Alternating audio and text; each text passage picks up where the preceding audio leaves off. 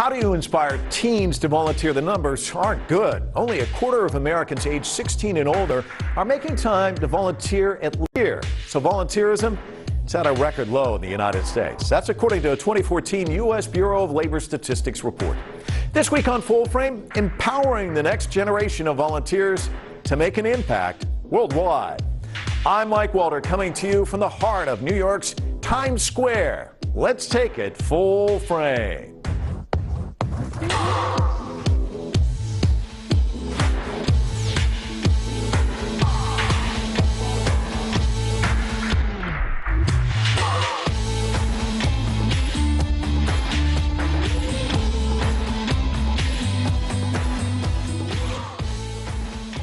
She's a social entrepreneur, an author, and a philanthropist. Nancy Lublin's online marketing and social media prowess has empowered a new generation of doers. Her first foray into the nonprofit world was the founding of Dress for Success. It gave disadvantaged women a helping hand by providing professional attire. But Dress for Success was much more than that. It promoted economic independence, networking, and career development tools to help them succeed. 15 years after its launch, Dress for Success is now in 19 countries. But more importantly, it has helped over 850,000 women work towards self-sufficiency. Named one of the world's 50 greatest leaders by Fortune magazine and one of Schwab's Social Entrepreneurs of the Year, she currently serves as CEO of DoSomething.org, one of the world's largest organizations dedicated to young people and social change. Do Something boasts over 6 million online users, with each committing themselves to impact their community's causes. She's not done yet. Her latest venture is a first, and it's potentially a huge game changer. It's a crisis text line providing a 24/7 support line for young people who may be grappling with emotional issues. Growing rapidly since its creation in 2011, counselors currently receive 15 million texts each day. Nancy joins us now to discuss the impact of the next generation of social activism. Welcome to Full Frame. I don't know if I have time to come talk to us. Well, let's start there. You've started 3 nonprofits. I apparently have an aversion to making money. I don't. But I was going to say, they've all been successful. I mean, they've done well. What got you interested in this? I mean, did your parents say, we want you to grow up and be a philanthropist? No, they all wanted me to be a lawyer. In the early 70s, if you were a girl with a lot of opinions, everybody sent you to law school. So I went to law school and hated it. It's not a place for entrepreneurs. It's the place where ideas go to die. And I'm an entrepreneur. I think I was born this way. I think entrepreneurs are born. I'm not sure they're made. Well, Dress for Success, you started that with 5,000. I mean, yeah. I gave the introduction, you know it's success. I mean, at the time you started it, did you say, okay, this is going to end up in like 19 countries and then I'll move on to something else? I mean, you couldn't have imagined that. No, I didn't. I don't think I imagined it was going to be that big. But I think I always knew I would leave, which is a little strange about me. Most entrepreneurs build something and they leave in a pine box or a stretcher, right? Like, it's your one thing for life. But I truly am to my core an entrepreneur. I get bored really easily.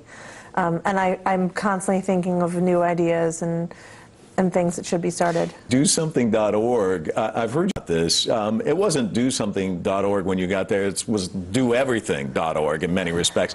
I mean, listening to you talk about it, it almost sounded like it was a disaster. Talk to us about why someone who's done very well for herself would want to go in and do something like this. I was 30. And I was getting headhunted for lots of jobs after Dress for Success, but I don't think anybody was really taking me seriously. I think people think entrepreneurs are crazy, and we are, but I think the assumption is that we're really good at vision, and we're really good at the creation moment, but we're not great managers. And so I took something really messy, and I wanted to prove that I could execute. And so I purposefully took something that was a disaster and turned it around. So they had just laid off 21 out of 22 people.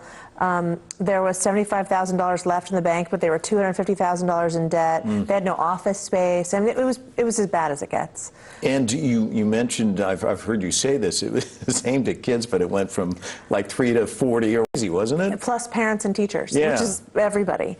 So yeah, we had to really focus on making something for someone, which is, I think, what makes companies, for-profit or not-for-profit, great. Just making something because you have the ability to make it doesn't mean that anyone's going to use it or that it's valuable to someone. And so we really laser focused on teens. There was not an organization in the youth space that didn't require an adult. And so our basic rules to do something are we never require an adult, money, or a car. Because that's not how most 16 and 17-year-olds live. But most 16 and 17-year-olds live this way. At least this is the persona that we give them as a society. They're texting or they're playing video games and they're disinterested, and yet you're engaging them. But texting and video games does not mean disinterested. It means they're interested in what's coming to them in their pocket and in their phone. That's the perception of young people, right. And it's totally wrong. Totally wrong. Totally wrong. They're super engaged. They're super engaged, and they're engaged, they're switched on to what's going on in the community. They're spending in different ways. So this is the generation that made Tom's Shoes a multi-billion-dollar company. They really care about the planet. They care about social change. And so we're going where they are. We're going on their phones. So we have 3.7, I think, as of today, million members. And we should be 5 million members by the end of this year. And that's really because we're a mobile-first company. But you're kind of turning things on its head in many respects, because I know a lot of people are like, I've got a nonprofit. I'm going to figure out some way to get in front of Bill Gates, and I'm going to get a big, giant paycheck, and life's going to be great. And your whole thing is kids. Now, kids, they can't say, Nancy, I love this. Here's the big check. It's not how it works. No, I mean, and by the way, if I did have 5 minutes in front of Bill Gates, he would leave without his wallet. So I would also be happy to have 5 minutes in front of Bill Gates. And we don't ever fundraise from young people. We probably could make a lot of money off of our members, but we want their time and their talent, not their treasure. So we're mostly funded by companies who want access to those young people. So we do great campaigns. We're doing a campaign right now to recycle torn and stained clothing, which would otherwise clog landfills. And we work with H&M, and you can drop your clothes off at H&M stores, and we will collect over 400,000 pounds of clothes in about 6 weeks. So these are big-scale campaigns with over 100,000 kids participating. This is big-scale stuff. This is not little bake sales. Well, no, it's Mount Everest. I mentioned to you that I read the book and was confused by it. Talk to us about this XYZ factor and just some of the things that you've learned from the young people that are now embedded in here that I can't quote. They're different. They're different from us. I grew up with 2 kinds of peanut butter. There was Skip and there was Jiffy. And I remember it was a big deal when there was crunchy and smooth. And now you have nut-free peanut butter, and you have sodium-free and fat-free, and like 30 different kinds of peanut butter in the store. And I remember having 3 channels on the television, and I had to physically get up and turn the channels. And now, forget the 1,000 cable channels. They're not even watching TV. They're online. It's a very different mindset, and we found that translates to the workforce also, that the workplace is different. So we wrote a book as a team called XYZ Factor, because we keep winning awards of best place to work. And so we wrote a book that explains all our special sauce. You know, the interesting thing is I stopped listening to you when you said they don't watch TV anymore. It was a spear right through the heart. But we'll move on. Maybe I should call you. Online. Maybe I should text you on your crisis text line, which I want to talk to you about, because there's a funny side to you, obviously, but there's a very serious side to you, because I've heard you talk about some of the texts that you've gotten, which are quite moving and terrible. And what a resource, and what a great idea. So we text a lot of kids, right? Every week we're texting them, and it has huge open rates. You open every text you get. And it skews Hispanic and urban, so we're getting very diverse kids. And we have these lots of people doing our campaigns, but because really the only people you text are your family, your friends, and do something. We have this weird side effect where whenever we send out a text about the Comeback Clothes campaign with H&M or other campaigns, we will get back a couple dozen text messages having nothing to do with that campaign, but things like, I'm being bullied and I don't want to go to school, or I'm cutting and I can't stop. And the worst message we ever got was probably too gruesome to talk about here, but it was an awful situation from a girl having to do with her father. And abuse, and we'll just leave it there. And I've heard you talk about, and obviously you're very moved by it. But the shocking quality of getting a text like that, it's a cry for help in a way that you won't get with somebody getting on the phone, which you've actually talked about that, where initially wasn't that the suggestion, call this line, and they don't want to do it. So when we got that particular message and all of the messages before, we would triage it and give people the hotline numbers. And with this girl, it was such a gruesome situation. For the hotline number, we didn't hear back. The next day I said, send her this hotline number again. And we've actually never heard back from her. And to this day, I don't know what happened to her. And to tell us something so personal, so intimate, to strangers, to be that desperate for help, we realized we owed her more, and the world owed her more. And so we set out to build a crisis text line so that they could get help 24/7 by text. We spike every day during lunch because it's private. So you wouldn't call sitting at lunchtime at school, but you can text us. So you're sitting at a lunch table and maybe your friends think you're texting someone at the next table. You're actually texting us.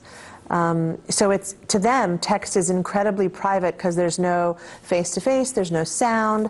They spill their guts to us by the third message. And the kinds of things they're telling us, 30% of the messages, can you guess what our most popular issues are? I have no idea. I would have thought it would have been bullying because it's in the news media a lot. It's suicide and depression. So severity, I mean, real issues that they're telling us very quickly. And we're able to get them help very quickly.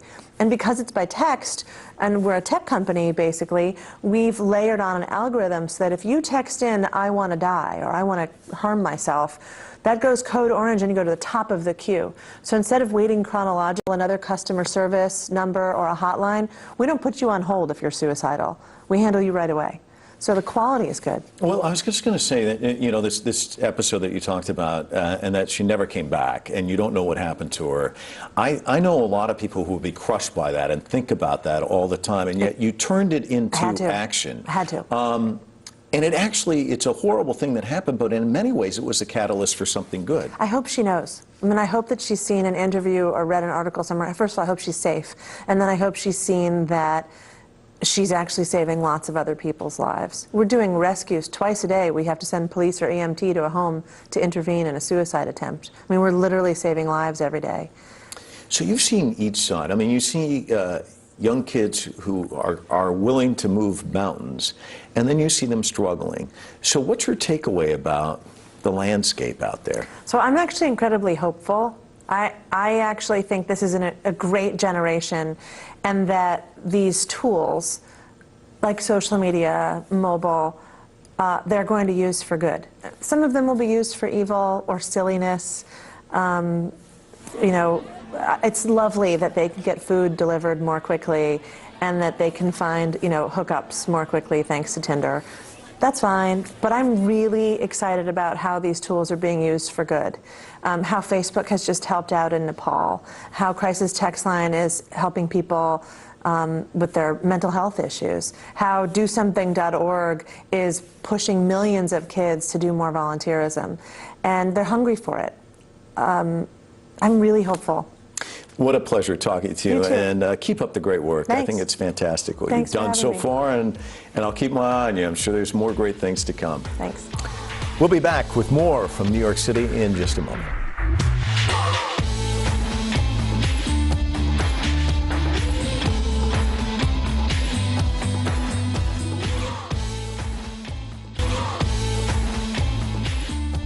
People choose to volunteer for a variety of reasons. Most say they simply want to do something good for others. That desire is embodied in our next three guests.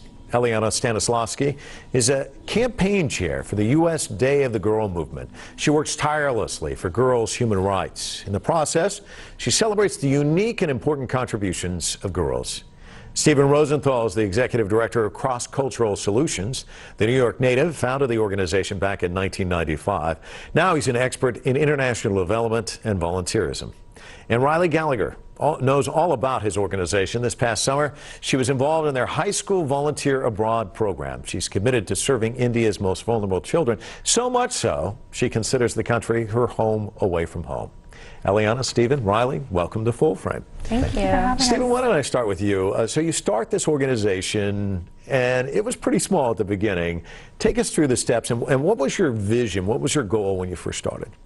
Well, I had visited a friend that was working in the Peace Corps in Kenya just on a holiday, and I was lucky enough to volunteer with him building a health dispensary in northern Ghana. And it was a terrific experience. And when I returned back from Kenya to the United States, people said to me, I wish I could volunteer. I wish that I could do what you did, but I don't have 2 years of my life to give. So that was the inspiration to start Cross-Cultural Solutions, to give people an opportunity to have a really genuine volunteer experience in a short amount of time.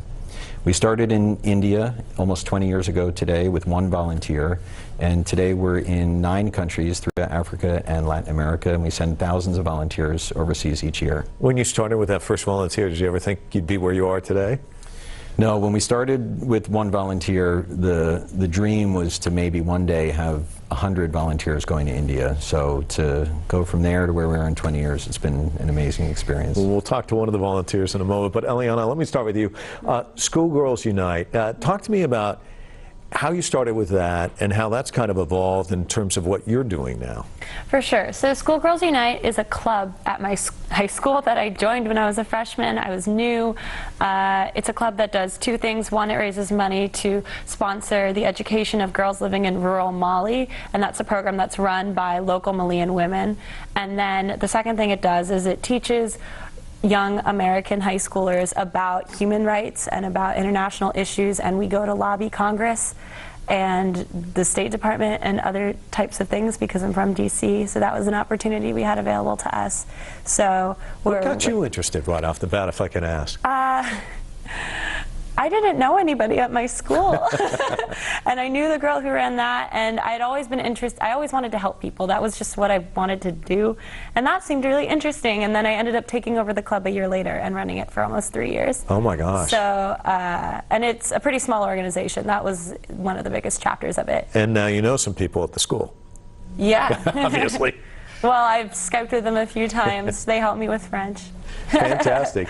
Riley, Stephen, obviously influential in your life. I mean, you jumped right in India. You see it as your second home now. I mean, it must have been a life-changing experience. Talk to us about your first foray into volunteerism. See, it was absolutely wonderful, and I've always really had a love for the world and different cultures, and I knew I wanted to volunteer in India because I'd had some experience in India before. I had gone about 2 years before I went with CCS. But I had an absolutely amazing experience with CCS, and I mean, we worked with some amazing children in a rural town and village in India, and it was just absolutely amazing working with these children and waking up every morning seeing the Himalayas out your window. It was just surreal and breathtaking. So everybody goes with a perception of how the experience is going to be. How did that square with what really happened with you? I mean, was it even better? Yeah, obviously, it was wonderful, and I think that you realize when you get there how beautiful the culture is and the people and their sense of community and family, and they're just so close, and the children themselves, working with the children was absolutely amazing as well, and just seeing that these children were so like the children in the United States, and being able to take back things that I learned from the children in India and using them and applying them here, like their sense of family and community. We really need that more here, and that's something that Cross-Cultural Solutions really emphasizes. Stephen, when you listen to her, and she's a great ambassador for you, I mean, it really does speak to why this is so important, because it's not just taking somebody over and helping them. They come back enriched as well, don't they? That's right. And yeah, first of all, I couldn't be more proud to have great volunteers like Riley. And you're right. Today, building bridges of understanding across cultures is more important than ever. You can see in the global challenges that we face that understanding people of other cultures is what really leads to world peace in the end. And so although our volunteers are helping and they're making a difference in country, they also come back, and the change that they embody in terms of their change of perspective and the community around them that they then empower with knowledge of what's going on overseas is what really creates lasting change. One of the things I like about your organization, though, is it's not, okay, we really know everything here, and we're going to come over and we're going to show you how to know everything. I mean, you don't come at it with that point of view. I mean, there's engagement there, guidance there, there's ownership there on both sides, which is key, isn't it? I mean, that's huge. That's right. Our philosophy is that local people are the experts, and so the solutions really need to come from within the community. So our volunteers are there to lend a helping hand, to help in the ways that the local community has deemed is what they need done. And in the process, the volunteers learn, they share. It's really a two-way street. We volunteer in the spirit of partnership, not paternalism, and this kind of equal footing is what really builds substantial change. The Day of the Girl movement, talk to us about that and kind of your evolution, how you kind of dive in, you're in the club, and then boom, boom, boom. You kind of moved along on that path, haven't you? It does kind of seem like it all happened very quickly. So the Day of the Girl movement, we got the idea from girls who were doing it in Canada. They were pushing to make this day an internationally recognized day, focusing on girls' rights, and so not just feminism, but the issues of young people, because young people are a group that's often discriminated against. And I remember hearing the idea and thinking, what's that going to do? It's not going to do anything. And they were like, yes, it will, I promise. And so there were these older girls who used to be involved with Schoolgirls Unite who were really pushing for this. And then over time, they grew older, and then my generation of activists and volunteers grew older, and it became this, well, first internationally recognized, and then a couple of years ago we also had President Barack Obama declare it a day of action to focus on issues that are directly affecting girls in our communities. And there's so much devaluation of femininity and girls in our communities at home and abroad, and so it's a really good opportunity to take action to change that. But you know what's interesting is I think you really hit on something. This isn't going to do anything, and yet it does. And I think a lot of times people feel like they can't take that first step, that it's really not going to. So I want all three of you to talk about that, because I think it's a great message for our viewers that, we all kind of we sit there and we just, God, the world's so messed up, and what can I do? Yeah. And I think you're all a testament to you really can make an impact. So let's start with you. Yeah, I can definitely attest to that, because we wanted to view this as an opportunity to make activism and volunteerism accessible to young girls, because they're told that they can't do these things, and we want them to know that they can. And so all of our projects are about providing girls with opportunities and tools to make sustainable and tangible change in their communities. So it started with a proclamation project where we were encouraging girls to contact their local governments and have a county proclamation for Day of the Girl. And in that process, oh my gosh, I can make this happen. I know how to work with my government. I know how to change a law. I know how to make something really big happen in my community. We have toolkits that we've written about how to plan different events, how to do different actions like lobbying governments, planning fundraisers and benefit concerts. We just released a toolkit this year all about having meaningful and healthy conversations about gender justice with different types of people, and how to have those be respectful and useful and healthy. And so what we try to do is use the day girls with the opportunity to explore all these different ways that they can be really involved. And I mean, it's 100% youth-led. If they look at us and they say, oh wow, the oldest person involved with this is like 20 and 21, why can't I do that? And the answer is there's absolutely no reason why you can't do that. And yeah, that's all I have to say. Well, Stephen, just listening to the two women on the side of you, girls, I should say, it's got to be encouraging for you. I mean, because you can make a huge difference. You can make a dent. Yeah, that's true. And it is inspiring to see young people out there making such a difference. And it's amazing. It can seem like it's very difficult to make a difference, but when it really comes down to it, you could go on the internet right now, register for a program like ours, and pick where you want to go, how long you want to stay, what you want to do. And our volunteers make a real difference. They're working basically in two primary areas: child development and education and literacy.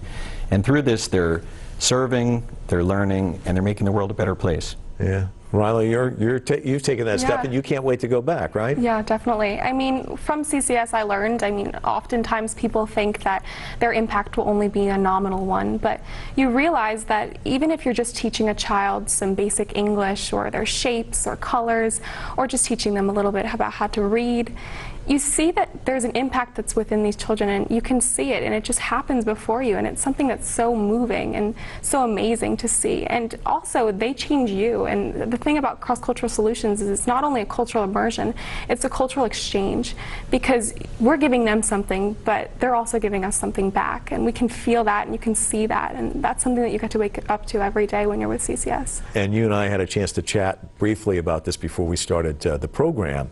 Home is a key component. Coming home, getting reintroduced to your society after being engaged there. People don't think about that, but that's a key part of it, isn't it? Mm-hmm. That's right. Coming home is an unexpected challenge for a lot of people. People prepare for culture shock going abroad. But coming home, there's also certain difficulties associated with that. At Cross Cultural Solutions, what we like to do is empower people to take what they've learned overseas and bring the world back home. Spread what they've learned to friends, families, people around them. Take what they've learned and figure out a way to move change forward in your life and be the change that you want to see in the world. So we feel like the experience and the opportunity to change doesn't end when you leave. It's just beginning when you come home. And Eliana, be the change, you're obviously that, but she also used the word, it's a key word, impact. When you look at the landscape, what kind of impact do you feel like you've had with this this drive for girls? Because as you said, you know, in other places in the world, they're up against it in many respects. Well, the Day of the Girl movement is a global movement. I'm only in charge of the United States branch of that movement. Globally, it's had a huge impact. You hear about, I mean, it's the United Nations official holiday, so UNICEF, UN Women, all these huge organizations were organizing these enormous initiatives having to do with international development. So that's, I mean, in terms of a global impact, it's definitely on people's radars on an international level. I mean, Michelle Obama was talking about it with people, and, we have Malala Yousafzai talking about it on the news. So globally, it's definitely heightening people's awareness. Well, we'll leave it there because I'm inspired and motivated just talking to the three of you. Thanks so much for coming in. It's been great. As our panel just showed us, there are many unique volunteer opportunities available to young people, experiences that empower them to make an impact on lives around the world. But the importance of finding time to volunteer is a learned value, a lesson we're responsible for passing on to the next generation of volunteers. Full Frame contributor Sandra Hughes recently joined a group of families on a day-long excursion with that very goal in mind.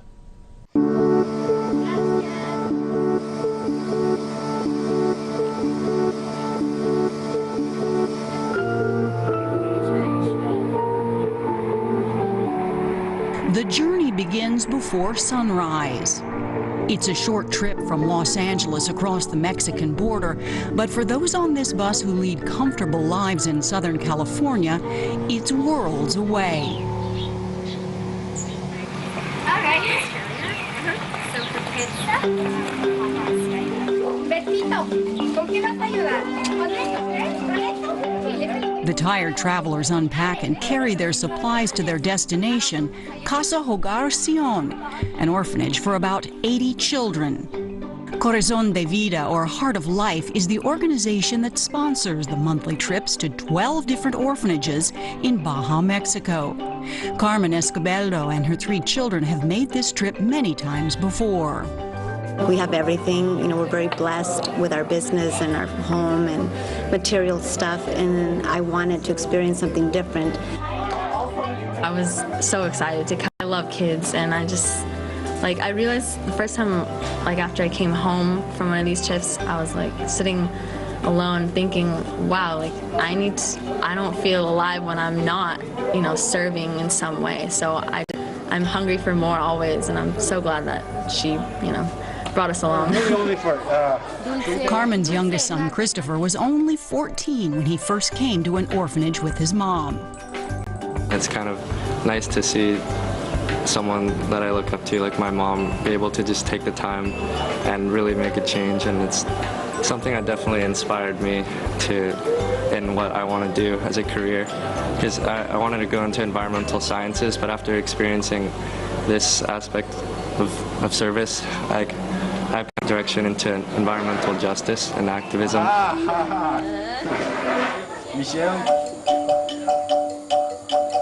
volunteering side by side, parents aren't lecturing their children, they're teaching by example how to give of themselves. I want them to know that regardless of how busy you are, you can give. On this day trip to Tijuana, Mexico, there are many families, moms and kids, dads and daughters, and have been here before. Susan LeClaire has brought both her sons. This trip, her 15-year-old Chris was with her. My mom is a very busy person, so to put aside like her work, her family, and her own personal needs to come down here and like give something back, it's a powerful message, really. It teaches me like I need to give back as well. The main thing with our bus trips is to have people connect with the kids. Now, when you have an orphanage of 80 kids and you only have a few staff members, the kids do not get a whole lot of one-on-one attention. So we always tell our volunteers, your main role today is to connect with the kids and to play with them, to do arts and crafts, to do games, to really have that interaction. The interest in meaningful family trips has grown well beyond U.S. border countries like Mexico and extends worldwide. It's called voluntourism, mixing pleasure with the passion to help. A quick internet search and you can find opportunities in just about every country of the world, working on disaster relief and conservation projects, taking mission trips in Africa, Central America, and Nepal. Enjoy the world and do good deeds with trips designed specifically for families. So the beautiful thing about volunteering and having the opportunity to do, what we're doing with bringing people down to the orphanage is, usually people find us on the internet. They get to a point in life where they think, okay, I need to do something outside of my daily, routine. I need to volunteer my work, my time someplace. And according to Hilda Pacheco-Taylor, at that point in their lives, if they have children, it can make for a meaningful family trip. I think what they get is an amazing sense of, connectedness with their parents when they're both helping together. They're both looking at this child that's abandoned. A lesson in love that will hopefully last a lifetime.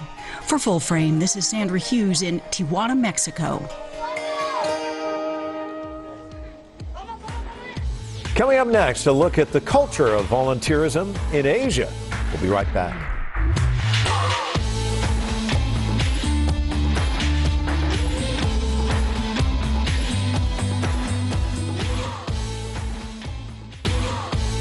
Since 2001, when the United Nations designated an International Year of Volunteers, public perception of volunteering in China has evolved, especially among young people. In the past decade, millions have volunteered during key national events in China. That's helped to bring increased awareness and attention to social services and the country's development goals. Joining us now to discuss the state of volunteerism in China and what the next generation may bring is Dr. Yawei Liu. He is the director of the China program at the Carter Center and the associate director of the China Research Center in Atlanta, Georgia. He's also an adjunct professor of political science at Emory University. Welcome to Full Frame, Dr. Liu. It's great to be here. Let me take a step back to 2001. What were some of the events that occurred then, and did that really get basically a jump start, the whole volunteerism kick there in China, do you think? Yeah, obviously that's the year of 9/11, and the United Nations knocked on the door and said, we want to make this year the year of international volunteerism, and the party, bringing in, and one of the most famous ladies of China, the Iron Lady, Wu Yi, Vice Premier, chaired the whole effort. So that put volunteerism on the map in China, so to speak. And all the party and state agencies and department joined the chorus, and the whole country was mobilized to make this a part of a new China, so to speak. And the UN tracks this sort of thing, and they kind of feel that 2008 was kind of a seminal year for China for two reasons, tragedy and triumph. I mean, this horrendous earthquake that really shook the nation, 70,000 people died, and then the triumph piece of it, the Olympics coming to Beijing. Let's take a look at the earthquake first. What did you see happen when it came to the government and to the people after that tragedy? Well, obviously, China had a bigger tragedy back in 1976. In 1976, when the earthquake happened, China actually denied all international help. And of course, Chinese people themselves were not able to rush to the zone of disaster. Whereas when the earthquake in Wenchuan happened in 2008, this is the age of the internet, so the news spread wide and far. And many Chinese, they were different from when they were back in 1976. They had more resources at their fingertips, and there are more non-governmental organizations. They all wanted to rush in to help, and of course, because of the lack of coordination, we had more than the government could handle at the time. But quickly the government responded, and there was a much better and more efficient coordination of the volunteers. And I think the government learned a tremendous lesson that the society actually can deliver a lot more to where services are needed.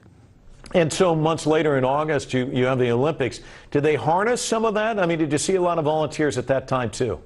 No, I think the Olympic Games was different, because Olympic Games, you had the assistance and help for the International Olympic Games. The Chinese sent their officials all over the world to the cities where Olympic Games were held. So that was a much more sophisticated process in terms of recruiting. And I think they had more than they really needed. My daughter also wanted to volunteer, and she filed the application online, wanted to go back to China, but she was never able to hear from the committee. So she missed out on that volunteering opportunity, but a lot of young people took advantage of it, didn't they? Yeah, I think college students and junior government officials, even high school students, they took the advantage. And according to the UN report, 1.7 million volunteers, and if you calculate their volunteer hours, it could be translated to several hundred million US dollars. So that's a lot the government was able to save. That is a lot. Let me ask you about young people and what they're eager to volunteer for in China today, do you think? I think the young people, it depends on which group of young people, whether you're referring to the young people at the high school, where I think they are just way too busy, the study load is way too high for them really to think about seriously volunteering. If you refer to the young people in the universities and colleges, they want to be involved. They want to be involved in social services. They want to be involved in terms of going to the countryside. They particularly want to look at migrants in the cities where they don't have equal access to education, to health care. They were involved in terms of setting up schools for them, setting up legal aid centers for them, and many of them, of course, wanted to even go out of China to African countries and other developing countries to volunteer their services. So stepping back to 2008, do you think those two critical events were building blocks for where we are now in terms of volunteerism in China? Not really. I think China, because when I was growing up, there was this famous soldier by the name of Lei Feng. Lei Feng is about voluntarism, and in 1963, Mao Zedong and all the other state leaders called the whole country to learn from him. So I wouldn't say 2008 put the building blocks. It was there. It was dormant because of the reform, because of the introduction of the market economy. So people tended to focus more on taking care of themselves. And so 2008 was a turning point only because these two events, as you mentioned, one very tragic one and the other a victorious, glorious one, that really sort of woke up that dormant spirit and made people think that I probably have more to offer to the country and to the society. You talked about the government. The government, of course, came out with China's 12th, this 5-year plan in 2011. What were some of the goals elucidated in the plan? Well, the plan itself, the 12th, which means it started a long time ago. It was really a Soviet legacy of state economic planning every 5 years. What made the 12th, fifth 5-year plan different from the previous ones was because this is the first one that declared to the whole nation the plan is not just about GDP. It's not just about economic growth. It is also about creating a more harmonious society. It is about reduction of poverty. It is about making rural residents and urban dwellers more equitable. And that actually has created more channels of society force to be involved. And of course, voluntarism is a big part of that societal force. Can you talk to me about corporate social responsibility initiatives there in China? What are you seeing on that front? I think corporate social responsibility is something that was introduced in China firstly by international corporations like Microsoft, like Bayer, like Exxon. And they're in China, they're doing business. They understand from their corporate history, in order for the companies to sustain their development, in order for their product to be popular among any country's people, you have to engage the community at large. And the Chinese corporations have learned, and both in China and outside China, the big state enterprises, as well as more private, but also multinationals like Huawei and ZTE, they are now all engaged in corporate social responsibility activities. They're engaging the community. They're involved in education. Involved in art education. They're involved in poverty reduction, and they have done a good job. And I think this is a big part of the internationalization that China is going through. When you look at corporations, they can mobilize so many people and point them in directions and really make an impact. But we've also seen a dramatic impact through the ages from grassroots, smaller organizations. Are we seeing much of an impact there? Are you seeing that starting to mobilize as well in China? No, I think they are growing, and according to the UN report, there are multi-million NGOs in China. There are also 4 million, I think they're talking about 20 to 40 million registered, at different levels, and also 4 million NGOs at the grassroots level that were never able to register or chose not to register. So they're all there. The issue here is, how do you make them more engaged? How do you monitor them? How do you create standards that all these NGOs will have to apply to their activities and programming? But more importantly, how they're going to be protected, and how they can easily, in a very public and transparent way, to register with the government, and then after the registration to operate independently. You're kind of sitting on the sideline. You have a nice view from where you are. If you were to recommend some changes to really enhance volunteerism in China, what might they be? First of all, you need to have a law for the NGO. How do you register? How are you going to raise your money? How are you going to file with the government? It is like here in the U.S. You're going to have a nonprofit, and basically the Internal Revenue Service is the one that monitors activities of the nonprofit. In China, you don't have such a mechanism, and all the government and party departments and agencies are involved. When you have all of them involved, then you don't have anybody involved. And therefore, there is no centralized guidance on this issue. So the National People's Congress will have to be quick in promulgating a law so that there will be both regulation and protection, and then the government can always, sort of on the front, but at the same time, give the NGOs enough room to move around. Dr. Liu, thanks so much for joining us from Atlanta. It's been great talking to you. It's my pleasure. Thank you. When we come back, how one teen's dream to battle discrimination is finding a global platform.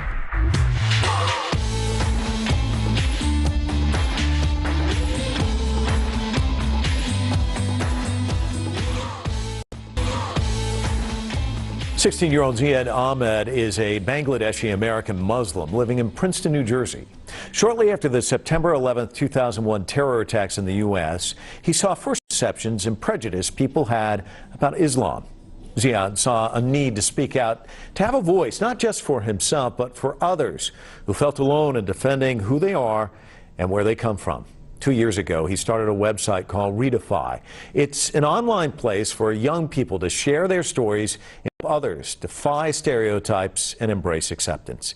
His work is so renowned, he was recognized by the White House. In fact, his efforts earned him a seat at President Barack Obama's dinner table this past summer. He's here to share more about his journey. Pretty incredible journey, I might say, too. Welcome to Full Frame. Thank you for having me. So tell me about starting this. What was the deciding factor that you felt like you had to do something? So I don't think there's any one moment or thing that prompted me to start Redefy.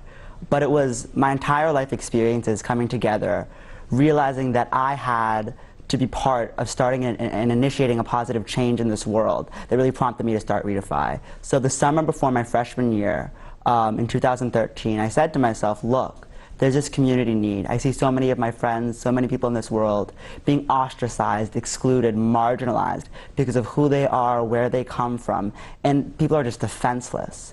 And I've never had a problem speaking up for myself and defending my faith and my ethnicity and my attributes, but there are so many people who don't have that same confidence. So I thought to myself, how can I better this situation? What can I do to make this better? So I went about creating Redefy, because even myself, like, there were so many misconceptions that I held, and even as I go through this journey, I learned so much more about the diversity that exists in our world. And I wanted to create a platform by which teenagers could really become educated about these issues and engaged in them. So I started this website and reached out to some of my friends to really start this movement, and I've been very fortunate to see it blossom from there.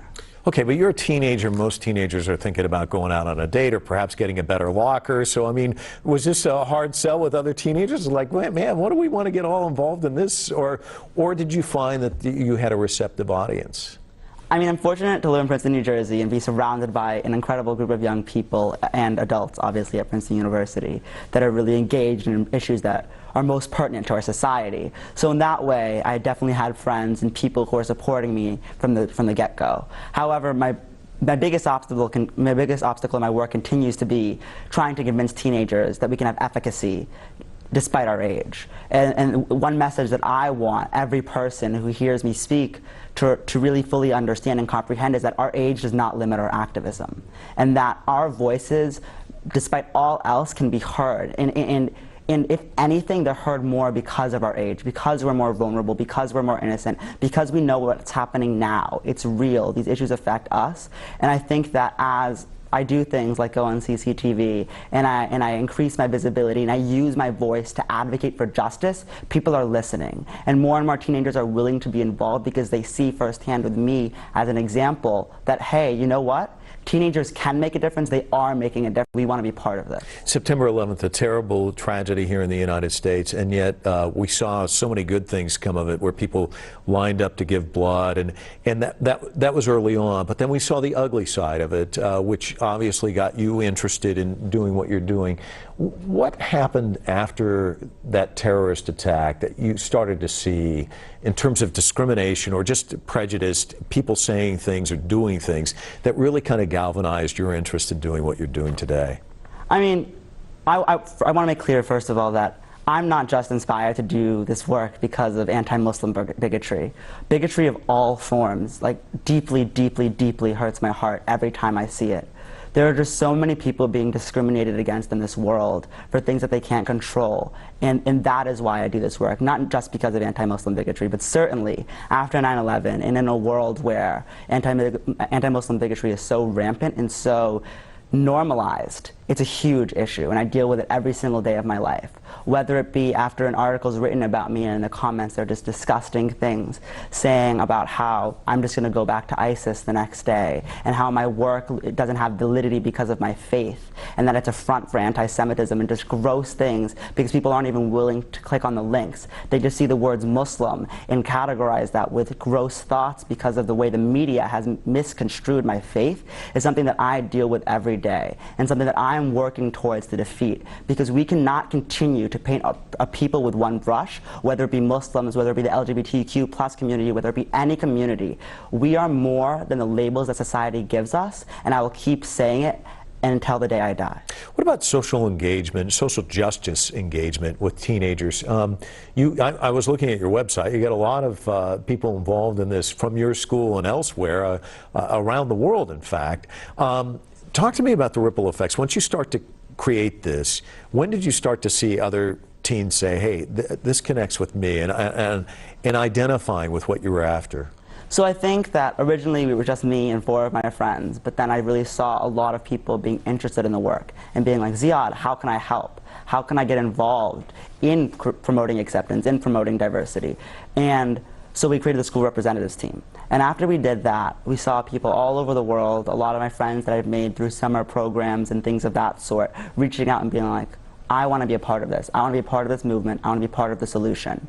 And since then, and since we've had more of a media presence, and as we grow in visibility, now we get applications for our team from all over the world, from people who've just heard about us through the internet, or people who just see one of our tweets that's been retweeted, or things like that. And I think social media and the internet has been instrumental in allowing us to amplify our message, because what we can do is we can say, we publish quality content. We allow for anyone to publish stories. We post on social media. We do all these things that can reach a really huge audience. We have almost 2,000 likes on Facebook, over 30,000 hits on our website, and we're growing every single day. And that allows us to engage people from all over the world and really target to the youth, because that's who we're trying to engage.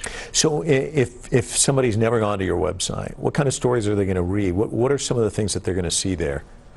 Well, we hope to be a place where on our website you can see the whole gamut of diversity that exists, and we're trying to get there as we grow a more diverse and more complete team and a more international team. But you'll see stories of people trying to reconcile where they live with their school, and how people and their perception of people's faith, and stories of people saying, why do you wear that hijab? What does that mean? You're a terrorist. People saying you don't belong here. People saying you're smart for a black kid, or you don't belong in honors classes because of your race.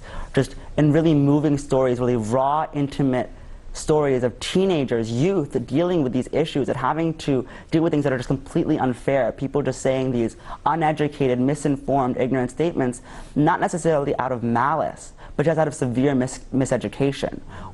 In this country and in this world, about minorities, about hearing narratives that are different from our own. And what Redefy hopes to be is a platform by which we can educate ourselves about narratives that we would otherwise be unfamiliar with, uneducated about. And that's where I think the power lies. Let me ask you about here in the United States, because I think this will connect with you. I mean, if you're here in the U.S. and you want to watch news and you have a certain bias, let's say I tend to go to the right, I'm going to watch Fox News because it's basically a mirror. Everything that I believe is going to be sent back to me. Perhaps I'm on the left and I watch MSNBC and everything. So how do you're obviously going to connect with the people that you want to connect with, who are like-minded. How do you move over and get the people that really need to get on board and start seeing the world in a different way? Absolutely. So one of the things that I did, because I saw that issue from the get-go, is we recently restructured. Because before it was what you're saying, you're interested in social justice, come work with us, come see what we have to offer. But now, under our new restructuring, we have a programming team, we have a journalism team, we have all these different teams. So it's like, hey, you're really interested in programming, you can code in C++, come and join our team and be educated through that process. You're really into writing, you like journalism, come join our team and you can be educated through that process. So what we're trying to do is use people's existing interests and have that intersect with our mission, and have people become educated and aware about our work in that way, and hopefully that prompts them to be part of this larger solution. I had the great fortune to meet your mom, who's sitting right over there, who is just basically on fumes trying to keep up with you. You're going 100 miles an hour. But I get the sense that your parents helped shape who you are today. Absolutely, absolutely. How so? I would not be half the person I am without my parents. I think that my upbringing has been the foundation to my activism. My parents, from my birth, have told me that it's my duty to give back to humanity. They took me to Bangladesh and I saw poverty firsthand. They didn't shut off the news. They allowed me to news. They wanted me to be informed about the state of our reality, and because of that, because of the exposure that they gave me, the tools that they empowered me with, I knew that this world had so many injustices, and that it was my duty to be part of the solution, that I had to fight for humanity, that I couldn't be complacent in this injustice, that as a human being, as part of humanity, it's our responsibility to better it. We can't just sit here and be like, that's somebody else's job. It's our collective responsibility. We look at Syria, we look at the Syrian refugee crisis. It's not Syria's problem. It's not Europe's problem. It's our problem. And my parents inspired that within me because they showed me that we are one people first, and that's what we have to rally behind. What's most important to all of us is creating a world where our children can be safe, where our children can be accepted. Possible is if we all rally behind that same idea. If we all recognize that all of our children deserve to be safe and accepted, they will be. Because we value each other as human beings, because we stand up for what's right, and because we stand together as humanity. Well, we will so much for coming on and talking to us. Thank you so much for having me. And that's it for this week. Join the conversation with us on social media. We are CCTV America on Twitter, Facebook, and YouTube. And now you can watch Full Frame on our new mobile app, available worldwide on any smartphone for free. Get the latest news headlines and connect to us on Facebook, Twitter, YouTube, and Weibo. Search CCTV America on your app store to download today. All of our interviews can still be found online at cctv-america.com. And let us know what you'd like us to take Full Frame next. Simply email us at fullframe@cctv-america.com. Until then, I'm Mike Walter in New York City. We'll see you next time.